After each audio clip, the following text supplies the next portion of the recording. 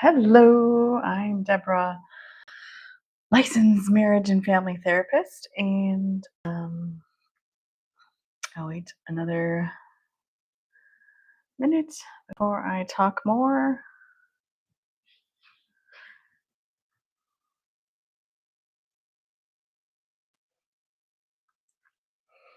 I aim to start on time. Mhm. You can see the beautiful snow melting on the first day of spring here. I do have a YouTube video, Positive Reframe, on changes, and I use a metaphor about the seasons changing. So I encourage listening to that one because we never just switch right into the other season. It's always a transition period. There's always transition periods. So hi, I'm Debra Wallace, licensed marriage and family therapist. And although I am a therapist and have had my own practice since 2003 and been practicing therapy since 2001, I'm first and foremost showing up in these lives more as my human. So funny. I work with kids and I say, because we're human, I'll say that a lot. We're human. Which in my last talk, I talked a lot about perfectionism and how we need to make space for messiness and flaws and because we're human. And I once said it to a kid, and the kid, huh? What? We're not an alien. Of course we're human. So every time I say that, I have that kid saying that because kids are literal. But my intent for these pause and process as a collective world, we have been through a pandemic. There are literally two wars going on, and now in America, it is topsy turvy. And I specialize in trauma, and trauma is anything that happens too much, too fast, too soon for our nervous system, our unique nervous system to handle. It's outside of our window of tolerance, what we can manage. And this is different for everybody. That's why we can't judge, can't say this is not traumatic, what's not. Um, it is dependent on your unique nervous system and interpersonal neurobiology. So, trauma happens when anything happens too much, too fast, too soon for your unique nervous system, and then you have no safe place to process, express it, and/or make sense of it. And so, when we don't have that, then it gets stuck in our nervous system, our mind, body, spirits, all our cells, and it causes disease, dysfunction, conflict, disharmony. It causes issues all over the show. So, I wanted to give a space where anyone is welcome to look at what this looks like and they have a little experience of what this looks like. Now, I'm a therapist, so I obviously do a little bit of therapy. I psycho in all my therapy sessions, I do psychoeducation and somatic experiences, connecting to our breath, pause, listening. But ultimately, anyone who comes to me, I say, you are the expert of your own life. And that's why it doesn't matter what my beliefs are. It doesn't matter what your beliefs are. My job is to help you connect to your innate intelligence because we are all born brilliant, brilliant and wise. And so that is what I want to give. And I want to show that there's actually simple ways to do it. And in fact, to heal developmental trauma, meaning trauma that happened from zero to, our young life, especially, is implementing at least 7 times a day rhythms that feel safe, nurturing, soothing for our nervous systems. And so I aim to do this at Central Time around lunchtime because I'm hoping that people will at least pause. Sadly, I know so many people don't stop to eat and take care of their bodies because most of us are disconnected from our bodies. Um, I've done a talk on these. I kind of psycho ed, so I've done one describing what nervous system is, what I really mean by processing, and at bare minimum, it's just becoming aware and noticing your all cues. Your cues. Um, I My last talk was around feeling dysregulated, and dysregulated means when anything again, so any stressor is anything that's can be anything. It can be chemical, emotional, relationship, event, relational, anything that's overstimulating to our nervous system. And the difference between um, stressor versus trauma is that when it's trauma, it goes on for an extended period of time also. So it's also something too much, too fast, too soon, but then it goes on without any it's overwhelming for our nervous system, it's out of control, it's unpredictable. And so those are some other variables around trauma. And like I said, trauma then, when not expressed, processed, and understood, made sense of, it creates dysfunction. It creates chronic dysregulation. It causes lots of stuff. And so we will know. We all have different cues. Actually, I'm going to show. I meant to put this as my picture, but I didn't have time to switch it up. But this is from my book, How to Train Your Brain. And I use the gator to represent our survival. It's our brainstem. Again, it's much more complicated than this, but this is just my simple way to break it down. And so we know, and I use a narrative therapy approach because it's playful. But we know that our nervous system is getting dysregulated when our body temperature is changing. We might feel too cold or too hot. Hands are sweaty. We might be shaky. We could have burny cheeks or ears heat up. Different parts of different bodies can heat up. Our heartbeat gets faster. Might feel like it's pounding. We have speedy breathing. It might be hard to catch our breath. We're feeling tense or tight in our shoulders and neck and our hands. And this little reminder that it takes on average 30 minutes for your brain and body to calm down once you've been dysregulated. And you'll notice I've had this jar, I've been bringing it up because I want to illustrate this is how clear it is. It hasn't been touched because I've actually been in North Carolina for the last 5 days. And look how you can see through it. Now, this is why I want to show the benefits of this is tinted blue, and I want to acknowledge that's like might not be able to see that, but we all have bias, we all have filters based on our lived experiences. But look how clear that is. You can really see through that. If I put that, let's see if I put that over my picture. But this is events in our life, what someone says, media, news, our children, our pets, things. And I'll give examples today. I got really dysregulated. I'm not a morning person. I lived in New Zealand. My body clock is somewhere in the middle of US and New Zealand.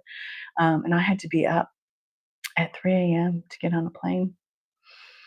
And I'm actually a pretty good traveler, so I was doing all right. I was really doing well. And then when I landed, I realized I told my son the wrong time to pick me up.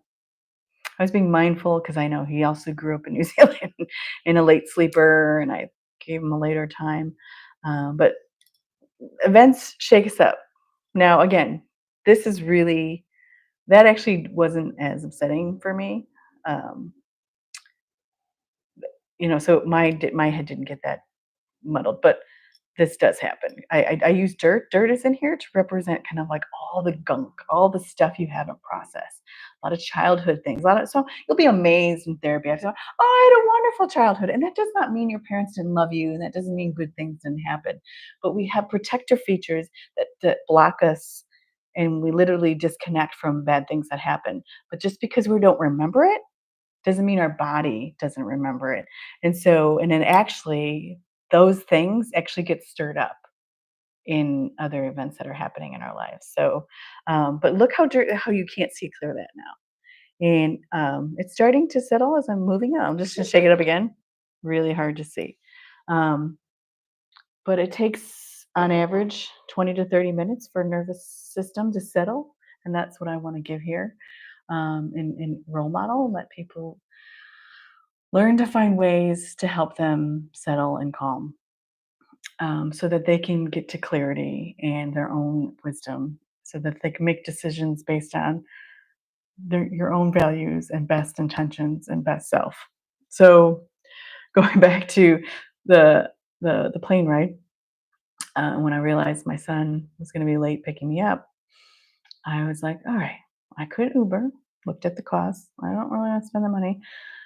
Just like, I'll walk out. And all of a sudden, I had been going to Midway. I don't know when this happened, but for the first time, I saw a sign of a yoga room.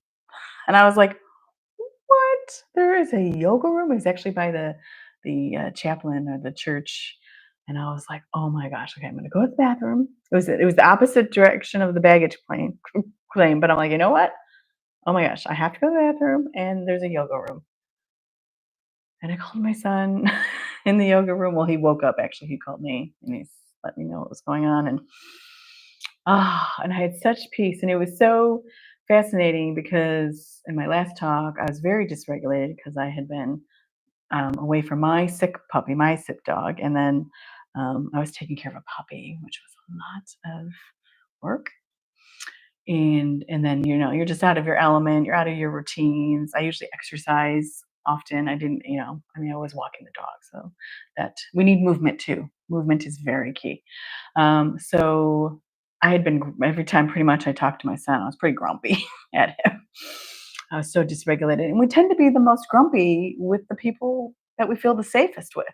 We'll put on a smiley face for the stranger, and whatnot, and for our work because we have to be professional. But then as soon as we get home and with the people that we feel safe and trusted around, which is why I encourage we need to make time to pause. I'm so well trained at it that I was, and he was then feeling my frustration, and I had to just keep reminding him, but it's not personal. Please don't take it sense. I'm owning my dysregulation. There are so many things right now that's making me uncomfortable. I'm dysregulated, and I'm sorry. And then I even took a moment to acknowledge that he has a whole childhood of me being dysregulated. And when he didn't know the difference, he did take it personal, and he did take a personal responsibility to try to make me happy and to not bring stress to me. And so I reminded him again, it's not his job. Thank you for caring. Sorry, I'm being grumpy.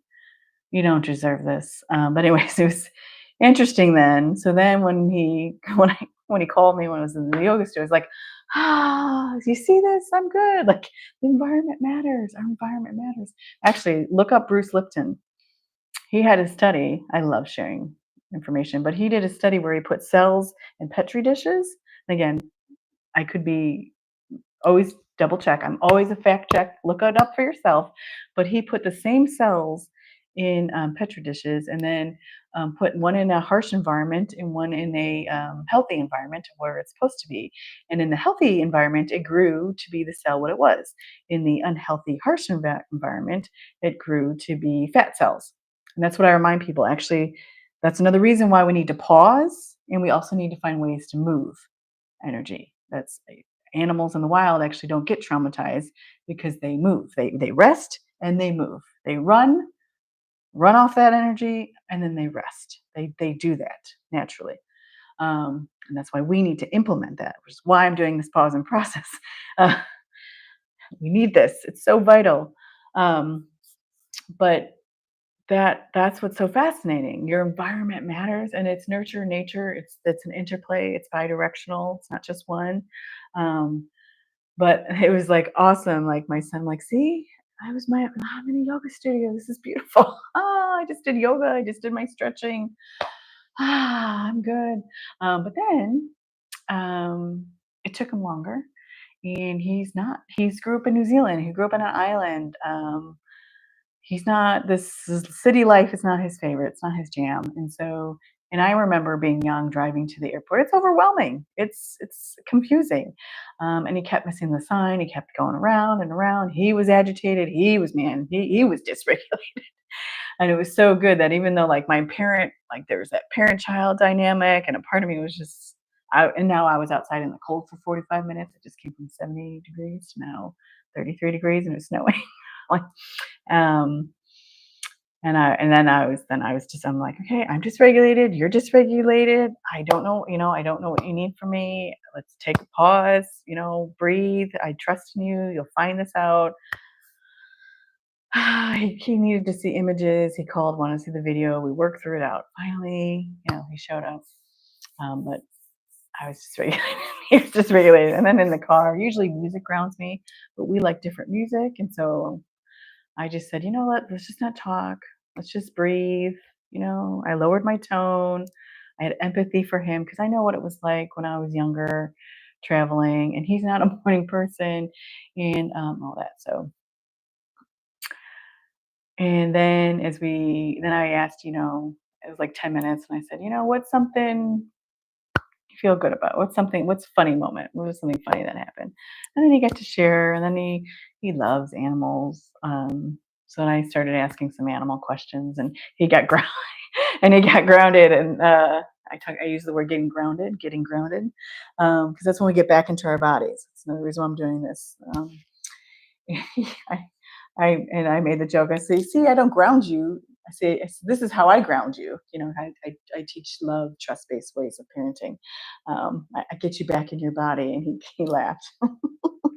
It was hilarious. And then when we get home, so then, it's traffic. It's an hour drive. It's not fun in the Chicago suburbs here. Well, I mean, the city. And then we get home, and my ill dog, had an accident, and there's poop all over. And we don't have a washing machine right now. There's a lot of variables. My mom recently died. I got to move. I got a lot going on. But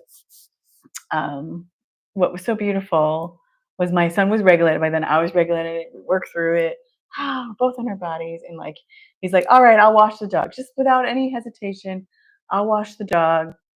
Clearly needed. Actually, he already started spraying the stains on the floor. He says he'll wash the dog. I said, and then he sees all the poop on his sheets. I said, okay, you wash the dogs. I'll finish up the floor. I'll take care of your sheets. I mean, I now need to organize somewhere to go to the laundry, but I at least got him off and got new sheets on his bed. And we worked through it. It was beautiful. um, that's what it's all about. When you nurture your body and you do the things that are soothing and you figure out what you need to soothe yourself, then it just ripples. And then it creates a foundation of mutual love and respect that ripples. And so it's not perfect, it's messy. But I know in those moments when I got activated when he was dysregulated, and I couldn't understand how he could not see the sign. But I was like, okay, I remember when I was that age. Okay, I remember. I have empathy. I can sit in his shoes. It is frustrating. And getting upset at each other isn't going to make it any better. So that is my story. I actually wanted to read as I was landing, but now I'm looking at the time because I'm trying to keep these to 15 to 30 minutes, and I want to walk us through exercise. But you know what? I'm going to read it because, as I mentioned, a friend shared this with me. And I don't know who this author was. It's Amy. I might not be saying it correctly. IMI. I have never heard of this person, but um, it really reflects what I found in my life. Because, as I mentioned, my life is completely upside down. Actually, my last 4 years, nothing in my life is what I envisioned it to be. Nothing. Although I did want to hold my mother and be there for her in her last breaths and take care of her. So that's what I've been doing for the last 3.5 years. And I was able to comfort her and actually, um, uh, now my mind is going because in order for me to be present for her, I had to do a yoga nidra, which I did a lot when she was just in ICU for 3 weeks. It's very painful because her spirit and her brain was still there, but her body was being terribly affected. So what I have found in all this uncertainty that nothing's certain. And at the end of the day, things are going to go bad. This conditional living. And so we might as well just find joy wherever we can. Just make the best of it. And so I really like this writing. So I'm going to share it. When I stopped holding my breath. Lately, what I have learned in this, I cannot suspend my life until the dark patch is over to live it fully. I cannot keep waiting for the stars to align for me to find my smile and breathe again. So I will do the work I love as long as I can, even though I do not know how long I can hold on to it. I will always be swimming in the sea of uncertainties. As mortal beings, we are always craving certainty, more than more, and it is never enough.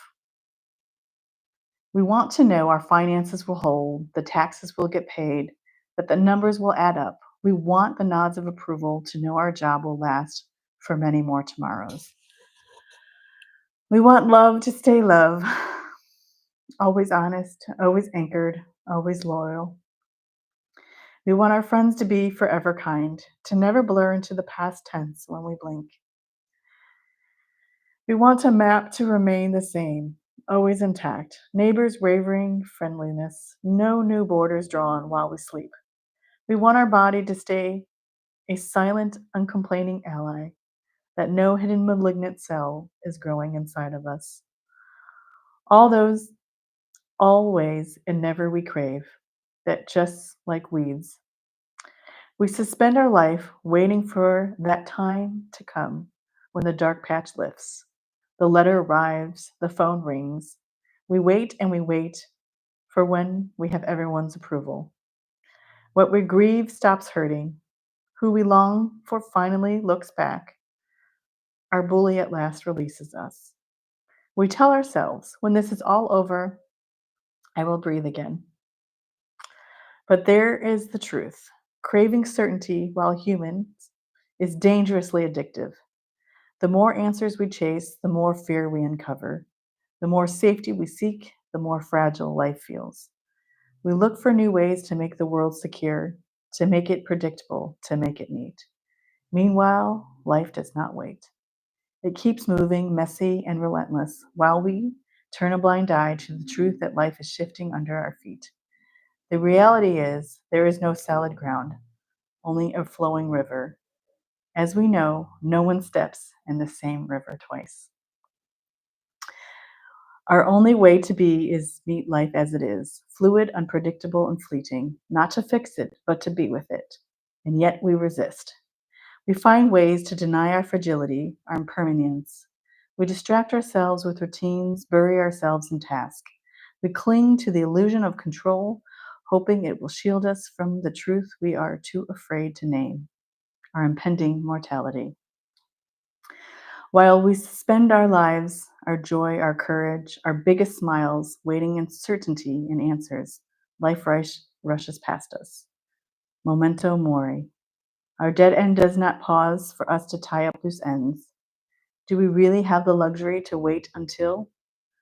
Life does not pause for us to set the stage with our craving for control and perfection.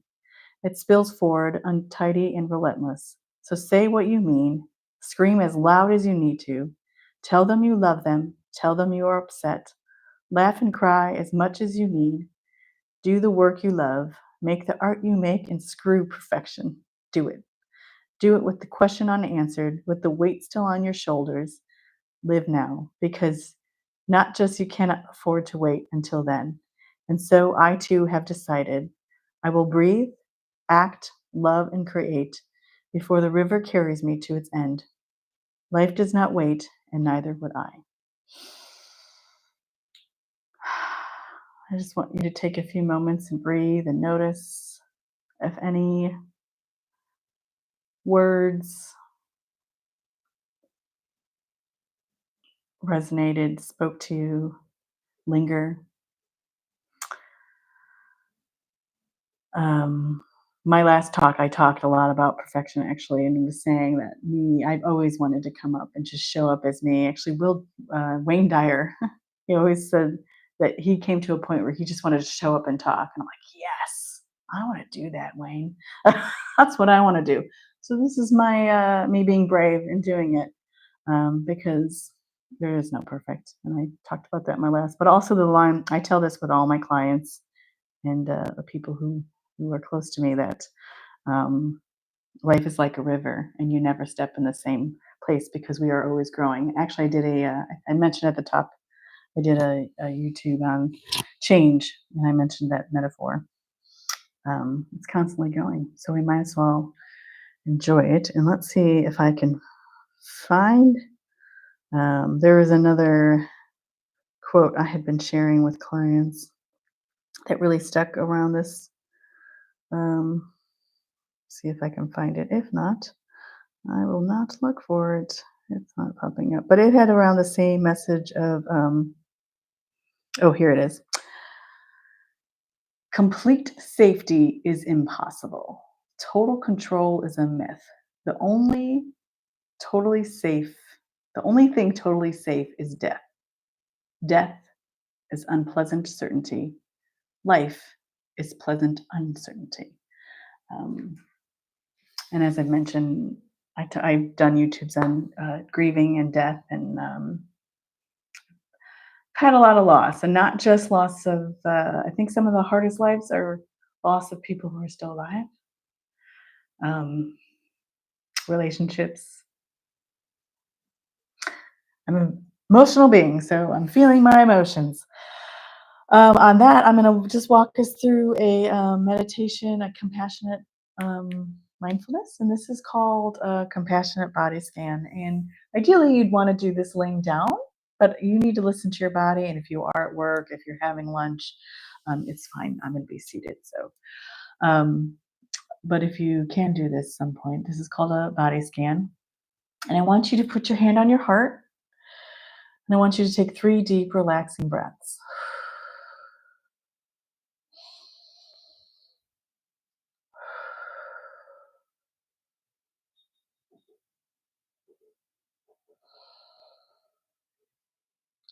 And then you can place your hand down on your lap, whatever feels comfortable. And then I want you to start at your feet. And I want you to notice how your feet feel.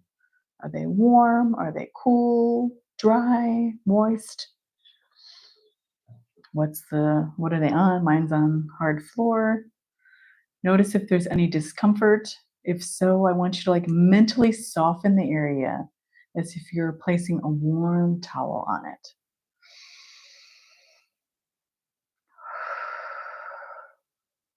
And if you wish, you can bring some compassion to the area with words like, there's a little pain here, and that's okay. And we're going to move through your body like this. So anytime you notice just discomfort, just kind of notice some softening and notice some pain if you notice that, and say it's okay. And then feel the sensations. Like I said, going from your bottom up, you're scanning up. Do you notice pleasure, pain, nothing at all? Just let every sensation be as it is.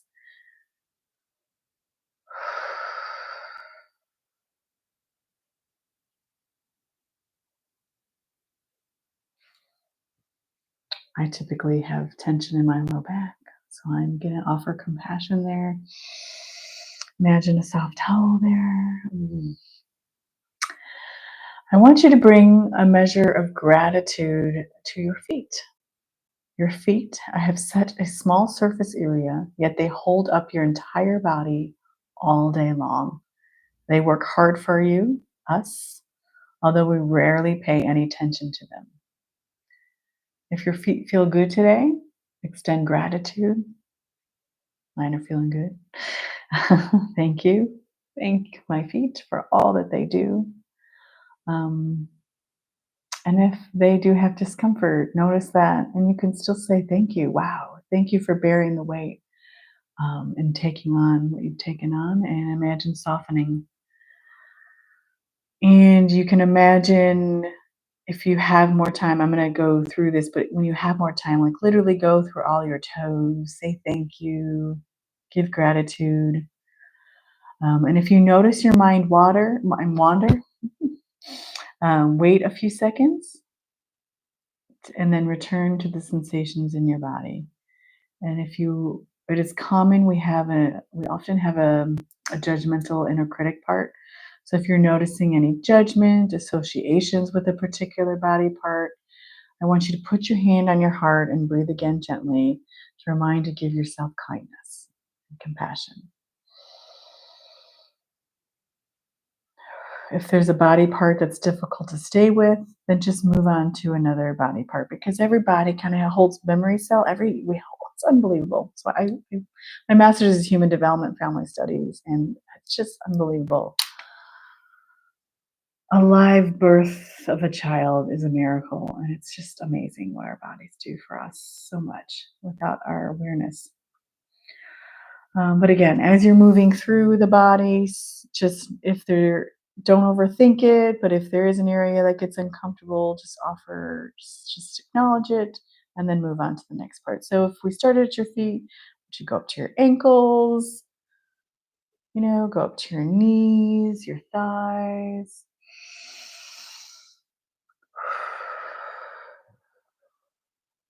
Your bottom, notice it on the chair, your lower back.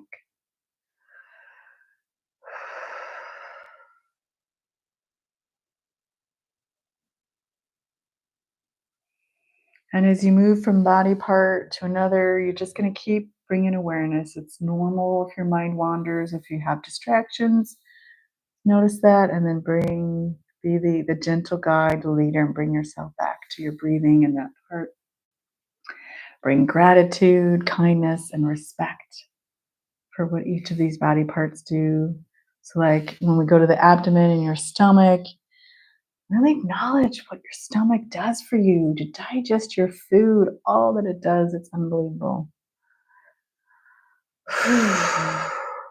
Imagine your lungs, your diaphragm,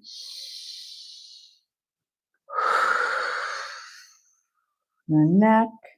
Oh my goodness. Especially as many of us are at screens. Thank your neck for holding up your head, your brain, your most vital organ. I mean, they're so important. Everyone's still one of, well, just like we're all important, we're all needed, just like every part is. But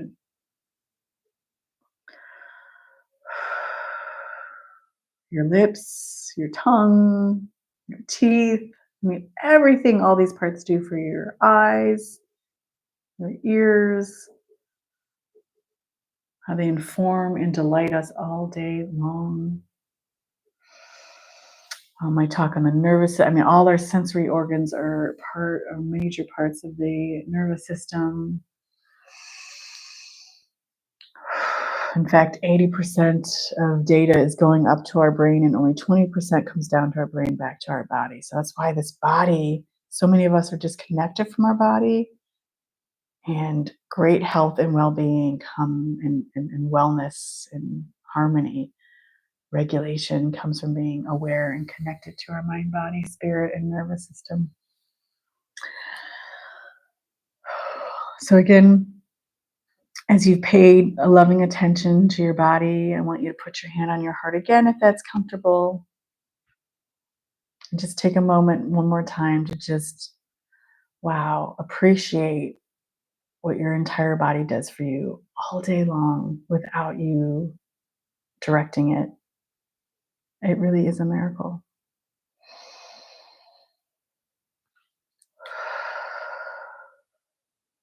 And lower your hand and scan again, just from head to toe. Notice, has there been any shifts of energy from when the start of this talk to the end? Um, the hope as you practice this is that more ease, more lightness, and I'm going to be real. Like everything I'm recommending are positive, helpful things, but I don't know what all your nervous system has compressed or all the dirt. If I shake this up again, look how clear it is. But for every human being, everyone has their own amount of dirt, crap that they haven't processed. And so the more crap, the more toxins, the more chemical, relational, relational toxins that we have not processed. These good things are going to take more time to feel that ease. So it's very comfortable. I don't feel anything. That's that can still very be true, and that does not mean that this practice was still not helpful, because much like I love the image of the water, and that, like I mentioned, that impermanence. I talked about the river flowing. I love to think about being water through hard things, and think about how water going through rock can really erode and cause, but it's gentle, and that's when this taking this time to pause, creating this in your life, it's not like this. And actually true healing and growth and change is more gradual, and at some point you're like, whoa, I didn't even know, look at that. So um, this is my gift. I really appreciate you joining me and listening. I am doing this live Tuesdays and Thursdays. I am open to questions. I am open to feedback. You can check out my website, positivereframe.org. I have my own, my own private practice. I also am doing YouTube videos on Reframe. So if there's a Reframe you want to hear, you can listen to my other ones. Please subscribe. I would love to eventually get enough members that I can create a group and do more tailored things for people who want to join. So thank you so much. And please Take wonderful care of yourself because the world needs you. Live, connected to your best self.